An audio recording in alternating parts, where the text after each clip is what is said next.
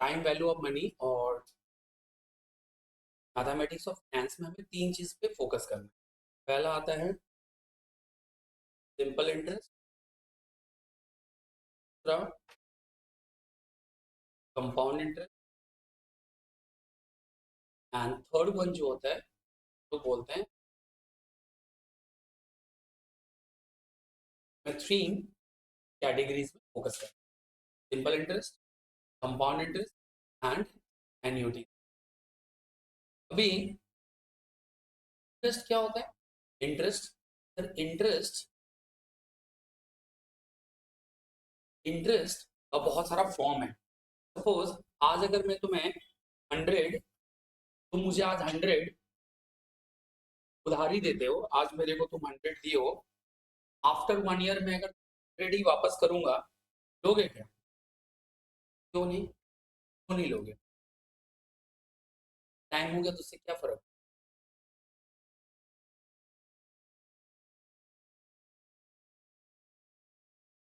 ये तो बोलो, मतलब आज तुम मुझे 100 दे रहे हो या 1 लाख रुपीज का आज मुझे तुम एक लोन दे रहे हो या 1 लाख रुपये आज दे रहे हो एक साल के बाद मैं तुम्हें 1 लाख रुपीज रिटर्न करूंगा, तुम 1 लाख नहीं लोगे, तुम बोलोगे ज्यादा देंगे।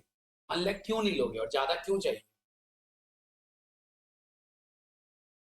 वेरी गुड, मतलब the first answer is sir opportunity cost या अपॉर्चुनिटी कम, क्योंकि वो पैसे मैं आपको दे दिया, अगर वो पैसे मेरे पास होता तो हम उससे कुछ एडिशनल इनकम अर्न करते। ठीक है, एक आंसर और कोई दूसरा?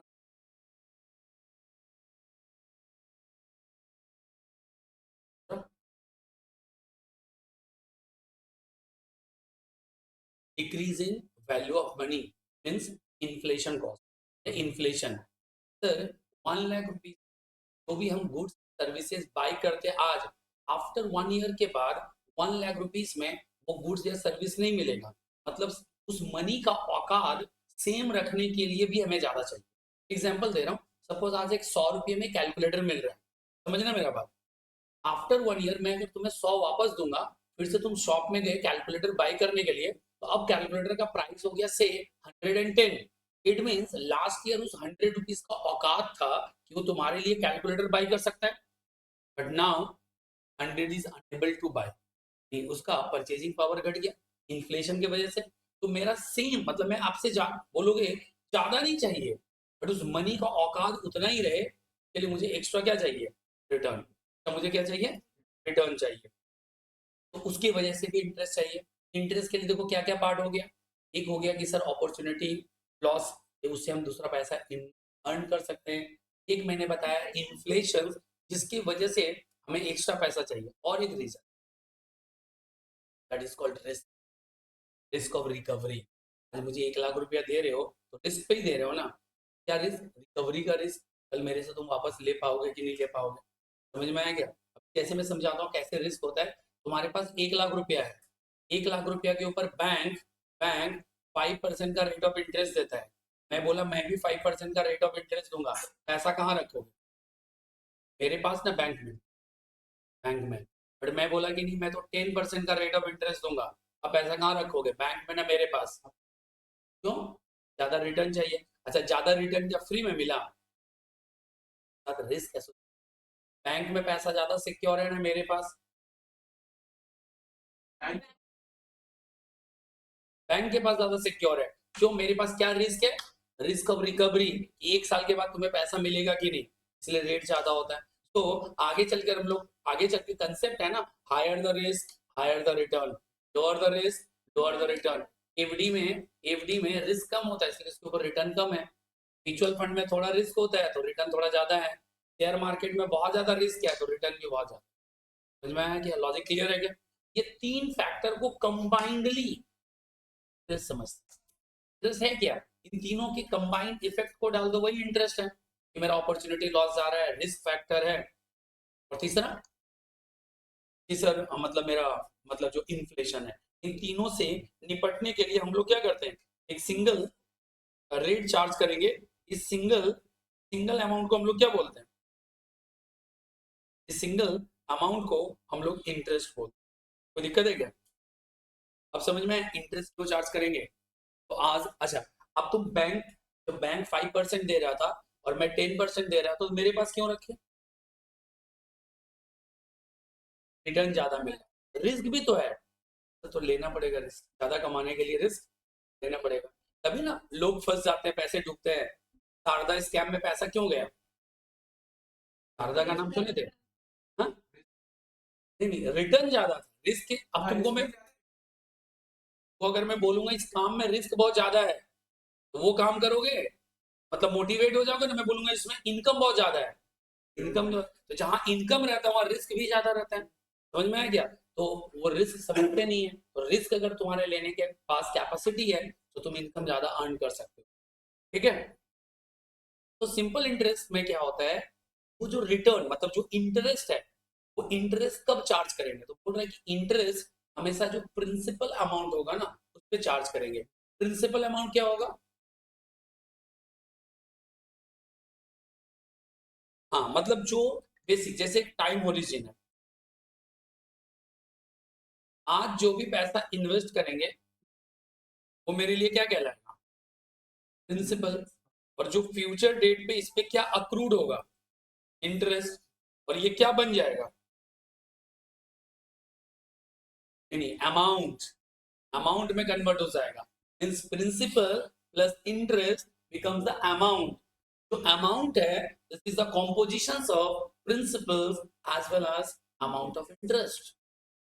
यही है। तो आज का जो फिगर है, प्रेजेंट फिगर जो है, उसे हम लोग बोलेंगे प्रिंसिपल। तो जो रेट ऑफ इंटरेस्ट है, सपोज इसके अंदर 3-4 ईयर का गैप है, 5-6 साल का गैप है, तो interest always calculated on this figure. Interest always calculated on this figure, इसे हम लोग बोलेंगे simple interest. But under compound interest क्या होता है? Each and every year interest added with principal, interest added with principals, and वो amount जो आएगा उसके ऊपर अगले साल के लिए हम लोग क्या करेंगे? इंटरेस्ट चार्ज करेंगे।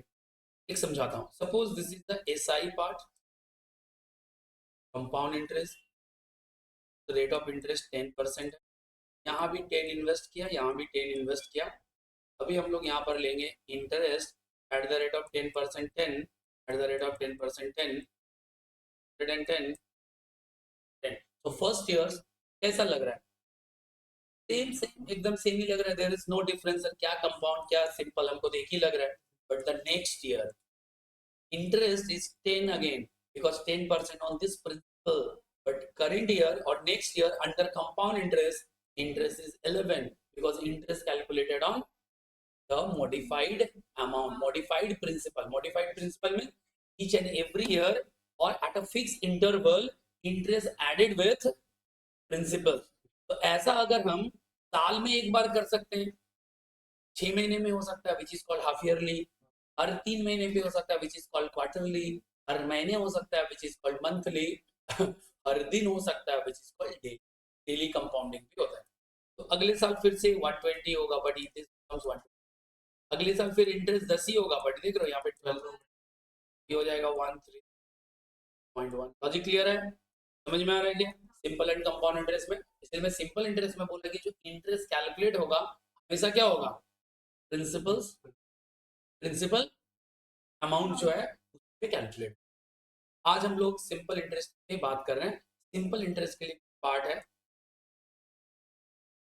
पहले एक बार फॉर्मूला लिख लेते हैं। सबसे पहले होता है SI. SI always known as I also. I means interest, simple interest. Chapter का नाम तुम्हारे बुक में है मैथमेटिक्स ऑफ फिनेंस, चैप्टर का नाम है मैथमेटिक्स ऑफ फिनेंस। और इसके अंदर हम लोग पढ़ते हैं, इसे हम लोग टाइम वैल्यू ऑफ मनी भी बोलते हैं। क्या बोलेंगे? Time value of money.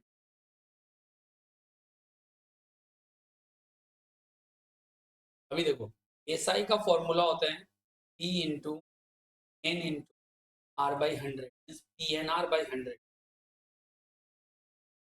Formula. अब देखो इसी को क्रॉस मल्टीप्लाई करो, तो P N R is equal to what? I into 100। We make it cross multiplication, ये हो गया answer, cross multiplication. And now need to find out P, and answer is I into 100 by N R. You need to find out N, then it's become I into 100 by R. you want to find out R, then formula is I into 100 by n. समझ में आ रहा है कितना easy part है ना? And SI का formula क्या होता है? एक और फॉर्मूला होता है आई माइनस पी, और समटाइम्स हमें पी फाइंड आउट करने का एक और तरीका होता है A into 100 and N into R plus 100.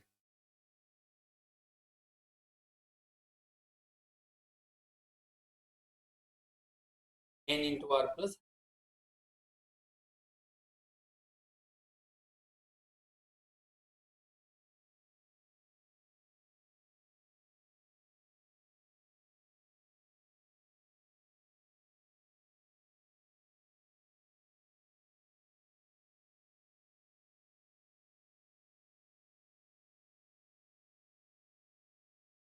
ठीक है क्या? a minus P, A minus interest, formula note down कर लो. लॉक करता हूँ. देखो अभी यहाँ पर एक थ्योरेटिकल पार्ट है, व्हाई इंटरेस्ट इज पेड. अभी हम तुम लोगों से डिस्कस किए why interest is paid. First है टाइम वैल्यू ऑफ मनी, क्योंकि समय के हिसाब से एक मनी का वैल्यू है, मनी का.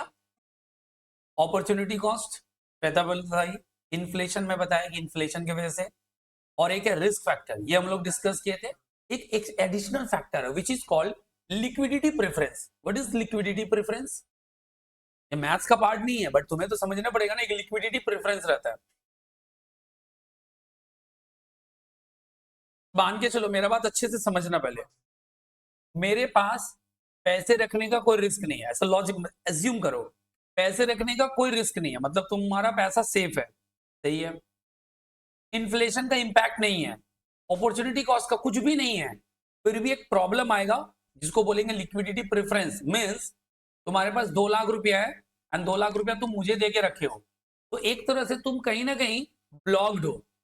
ब्लॉक्ड मीन तुम्हें इमीडिएटली 10,000 रुपया चाहिए, बट तुम्हारा प्रॉपर्टी है, तुम्हारा ही पैसा है, बट तुम 10,000 रुपये इमीडिएटली नहीं दे पाओगे, विच इज कॉल्ड लिक्विडिटी प्रेफरेंस. तुम्हारे पैसा तो मेरे पास है, क्यों सर? मतलब 2 लाख रुपया दे के जाओ, फिर पता चलेगा रियल फील करना है तो. कुछ भी जो भी है तुम्हारे पास, अपना सेविंग कुछ भी लगाओ इधर, 4-5 हजार भी दे दो उसके. हाँ, जो भी बचा के रखे. हाँ ठीक है, 200-300 भी फंसाओ, फील तो वही आएगा. अब 200-300 फंसा दोगे, तुम्हें चाय पीना है, चाहिए 10 रुपया, है ही नहीं तुम्हारे पास, बट यू नो दैट कि तुम्हारा 200 रुपया है मेरे पास, बट तुम्हें इमीडिएटली मिल पा रहा है क्या? पैसा डूबेगा नहीं, मैं बोल रहा हूँ 100% सिक्योर है, but the problem is liquidity problem. तुम्हें जब चाहिए तब तुम्हें नहीं मिल रहा है. सपोज तुम्हारे पास एक मोबाइल फोन है 20,000 रुपीज का है, बट यू नीड 2,000 रुपीज. अभी तुम्हें 2,000 रुपया चाहिए, अभी तुम्हें 2,000 रुपया चाहिए, कहां से लाओगे? फोन तो है. इसका मतलब उस फोन का लिक्विडिटी प्रॉब्लम है, पैसा ला नहीं सकते. तुम्हारे पास बिल्डिंग है, प्रॉपर्टी है, तो कहीं ना कहीं पैसा अगर हम किसी को देंगे तो हम एक लिक्विडिटी प्रॉब्लम फेस करेंगे. वो जो प्रेफरेंस है, वो प्रेफरेंस भी तो हमारा कॉस्ट का पार्ट है, कि हम अपना मन मार रहे हैं, जब हमें पैसा चाहिए तब हमें नहीं मिल पाएगा, तो फ्री और कॉस्ट पे तो नहीं देंगे, उसके लिए भी इंटरेस्ट चार्ज करेंगे. तो these are the responsible factors.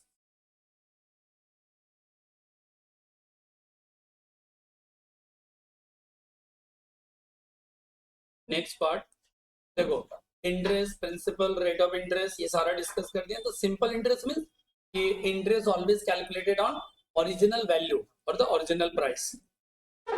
अब इसके बाद सीधा हम लोग क्या चलेंगे, सीधा क्वेश्चन में, एंड वहां पर मैं 1-2 सम सॉल्व करके दिखाता हूँ. कैलकुलेटर कैरी कर रहे हो ना? देना आ जाओ. तो क्वेश्चन नंबर 1 एकदम इजी टास्क है.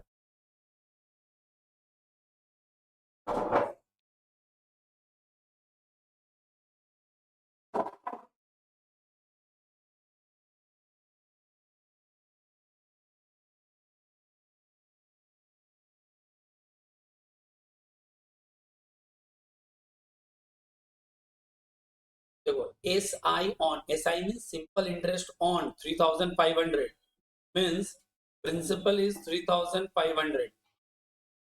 P years, N is P years, R is 12% per annum. So what is the formula of SI? PNR by 100. P 3,500 in 3 years are 12 divided by 100. तो जीरो अब मैं ऐसे कट कर रहा हूं, but don't cancel like this. सीधा क्या करोगे, सीधा तुम कैलकुलेटर पे चार्ज करोगे. क्या करोगे, सीधा कैलकुलेटर पे तुम करोगे, सीधा इस वैल्यू को कैलकुलेटर पे करना है. कैसे करोगे, 3500 into 3 into 12 divided by 100 into 3 into 12 divided by 100. अब इसका एक और तरीका बताता हूं. वो तरीका है, कैलकुलेटर पे 3500 इंटू 12% और इंटू 3 कर दो, आंसर आ जाएगा, विच इज 1260. आ गया सभी का 1260.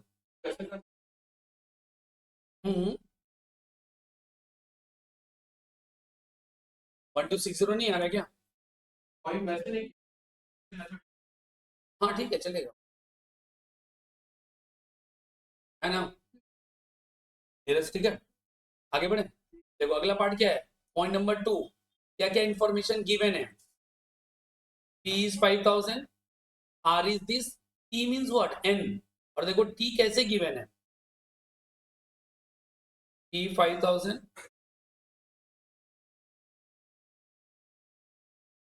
N 15 नहीं, N जो है वो है 4.5. 4.5 को क्या कर सकते हैं, 4.5 और 9/2.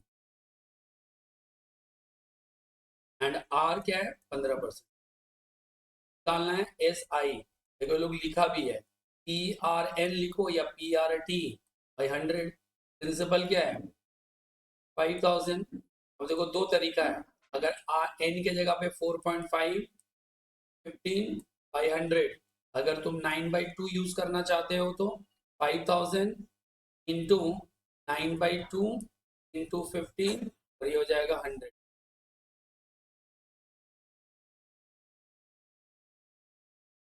सॉल्व करो कितना आएगा,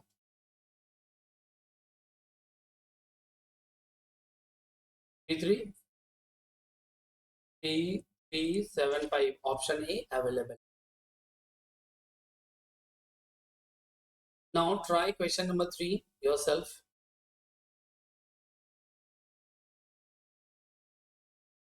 सभी का सॉल्व हो गया.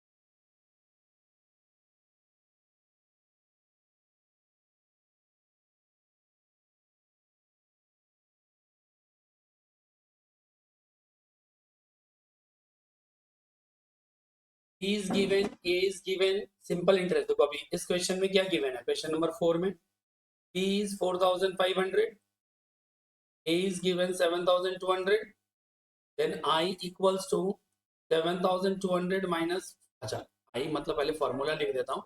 It means A minus P. What is the value of A? 7200. What is the value of P? 4500. Difference is नहीं, ये डिफरेंस आई कितना आ रहा है, अच्छा 2700. इतना इजी क्वेश्चन पूछ दिया, ये इसमें कोई दम ही नहीं था, मतलब कुछ निकालने के लिए देना चाहिए आई आर. समझ में आया क्या, सिंपल इंटरेस्ट. सिंपल इंटरेस्ट निकालने के लिए क्या करेंगे, amount minus principal. Now comes in question number 5. Principal is given, amount is given, N is given 2.5 means 2.5. Rate निकालना है. What is the formula of R, R means I into 100 by P into N. तो हमारे पास I missing है, principal given है 12,000 and N 2.5. तो आई कैसे calculate होगा, ए माइनस पी, 3,500 माइनस 12,000, 4,500. 4,500 सॉल्व कर लो.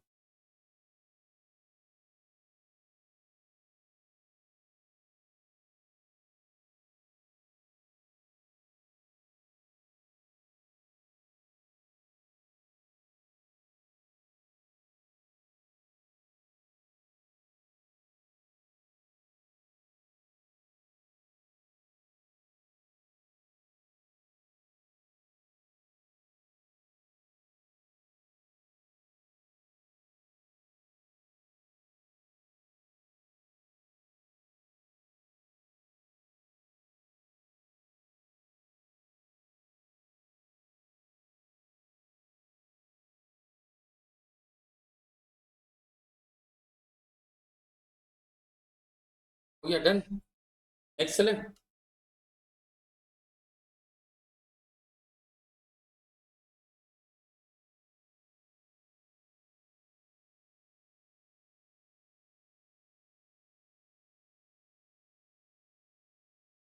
कितना परसेंट है?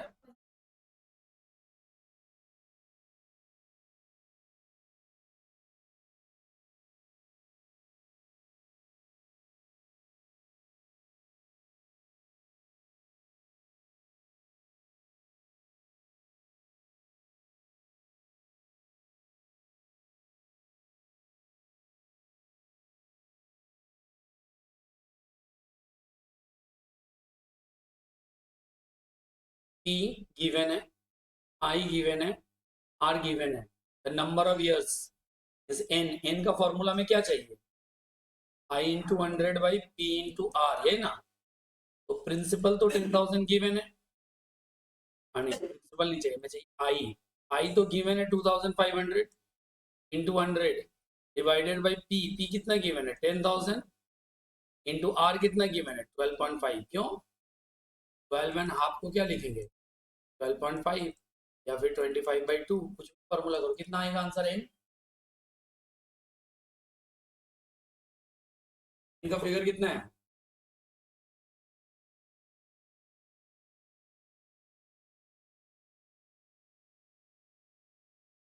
हाँ?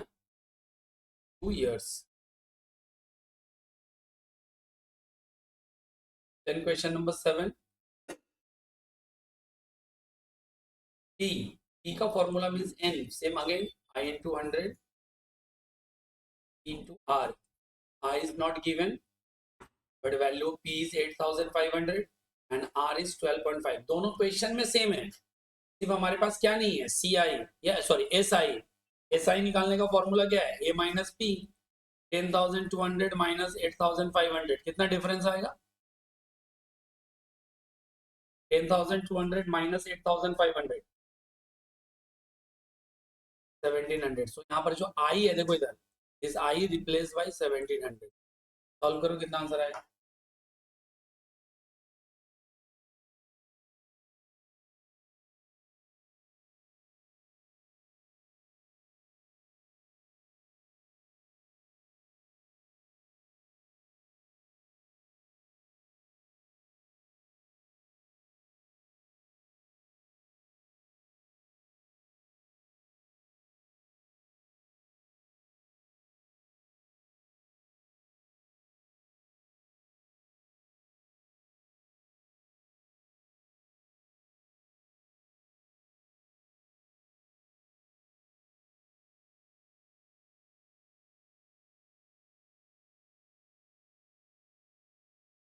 कितना आंसर आया? देखो इधर 1.6 है ना, 1.6 ईयर का मतलब अलग होता है, बट यहाँ पर देखो ईयर एंड मंथ है। 1.6 इसका मतलब 1 ईयर, 0.6 एक साल में कितना महीना होता है? 12। ये हो जाएगा 1 ईयर 7.2 मंथ। तो अप्रोक्स आंसर कौन सा मैच कर रहा है? 1.1 ईयर 7 मंथ।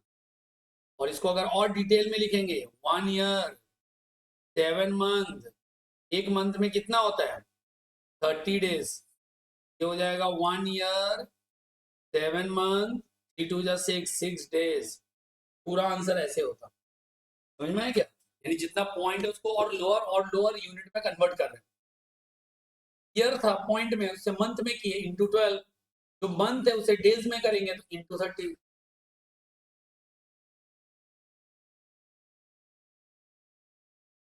चेक करो सभी का समझ में आ रहा है क्या?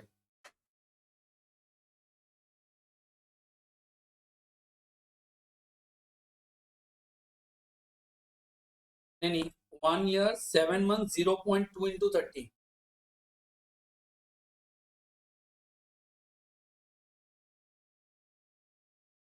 ये हो जाएगा डेज। डेज।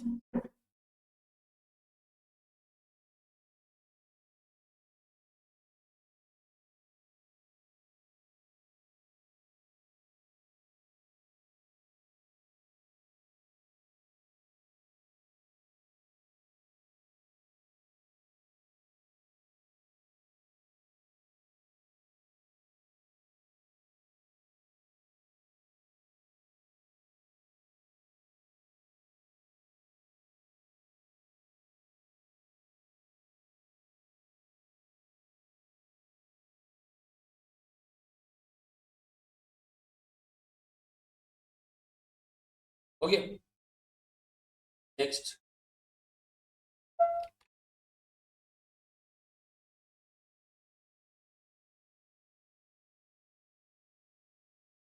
देखो नेक्स्ट क्वेश्चन में आते हैं। अभी देखो question number 8, 9 and 10।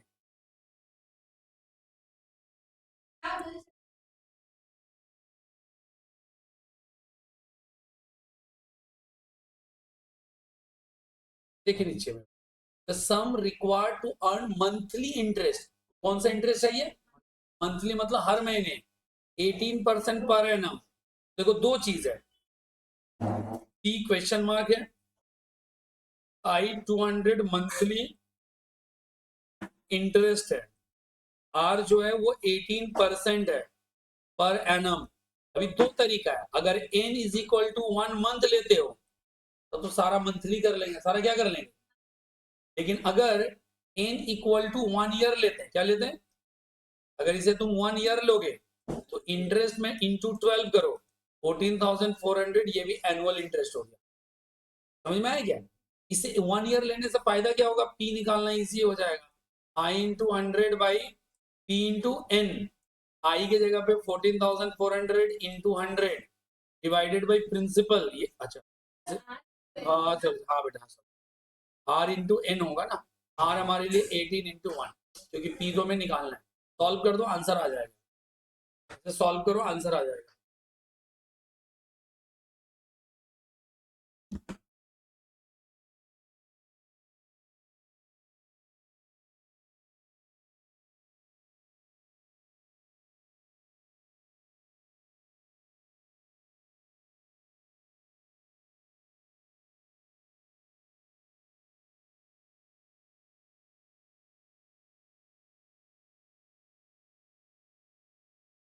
Question number 8, 9 थोड़ा इंपॉर्टेंट है, देखो इधर 9, 9 लिख के करना जितना मैं लिख रहा हूँ। देखो इसमें क्या है, a sum of money amount to 6,200 in 2 years and 7,400 in 3 years, तो ऐसे लिख सकते हैं, amount in 3 years equal to 7,400, amount in 2 years 6,200।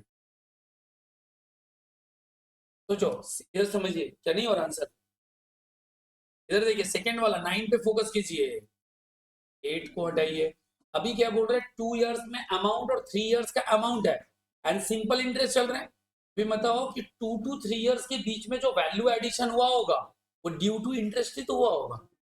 अभी देखो हम लोग यहाँ पर लिखेंगे इंटरेस्ट फॉर 1 year, क्या लिखेंगे, इंटरेस्ट फॉर 1 year माइनस करो कितना है, 1,200।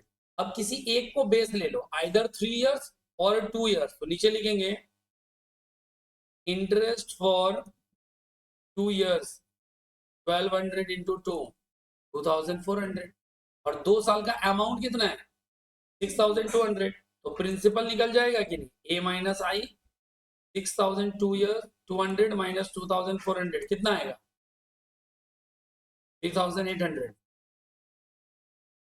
और दूसरा पूछा क्या है, एक तो निकल गया 3,800, पूछा था सम ऑफ मनी 3,800, यही आंसर होना चाहिए। लेकिन इसके साथ एक दूसरा आंसर भी है, रेट ऑफ इंटरेस्ट। तो रेट ऑफ इंटरेस्ट निकालने का फॉर्मूला क्या है, I into 100 by P into N. I है 3,800 2 साल के लिए, प्रिंसिपल कितना है, गलती क्या, आई है 2 साल के लिए 2,400, प्रिंसिपल है 3,800, नंबर ऑफ ईयर क्या है 2। सॉल्व करो कितना आएगा, सॉल्व करके बताओ कितना आएगा,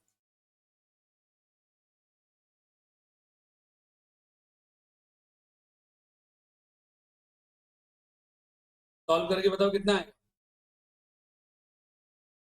31.57। हाँ ठीक है, ऐसे देखो ऐसे ही ऑप्शन में भी 35.57, 7 के बाद कितना है 89, तो इसे राउंडिंग अप करके लिख सकते हैं 31.58, 31.58।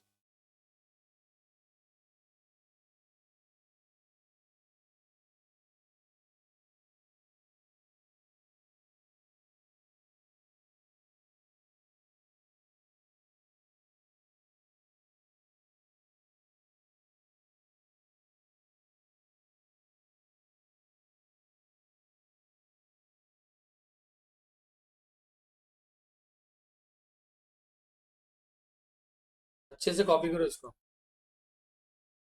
और इसका लास्ट वाले पार्ट पे चलते हैं।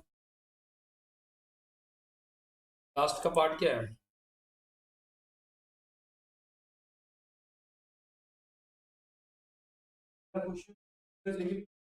हाँ, 3 इयर्स पे भी कर सकते हो, घर पे ट्राई करना 3 इयर्स पे। देखो, sum of money double itself in 10 years, मतलब आज x है, ये 2x हो जाएगा, it will take time 10 years. बोले number of years it would be triple itself, तो 3x होने में और उसे अगला 10 साल चाहिए कि नहीं? तो टोटल आंसर क्या हो जाएगा? 20 इयर्स। क्या हो जाएगा?